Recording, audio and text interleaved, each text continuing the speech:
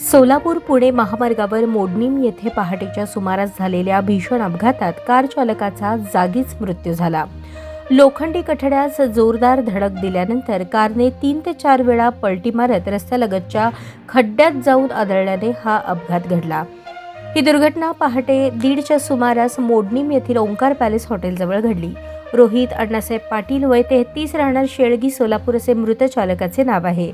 ते Creta car क्रमांक MH13EX1297 चालवत होते। प्रत्यक्षदर्शींच्या माहितीनुसार भरधाव वेगात असलेल्या कारने अचानक रस्त्याच्या कडेला असलेल्या लोखंडी कठड्यास धडक दिली। धडकेचा जोर इतका जबर होता की कारने सलग 3-4 वेळा पलट्या घेतल्या आणि अखेरीस रस्त्यालगतच्या खड्ड्यात जाऊन पडली।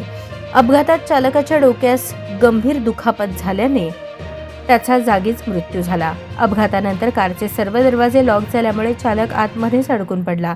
घटनेची माहिती मिळताच महामार्ग पोलीस तसेच वरवडे टोल प्लाझा येथील गस्ती पथक तातडीने घटनास्थळी दाखल झाले।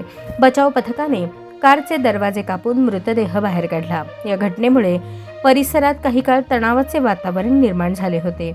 महामार्ग पोलिसांकडून पुढील तपास सुरू असून अपघाताचे नेमके कारण शोधले जात आहे।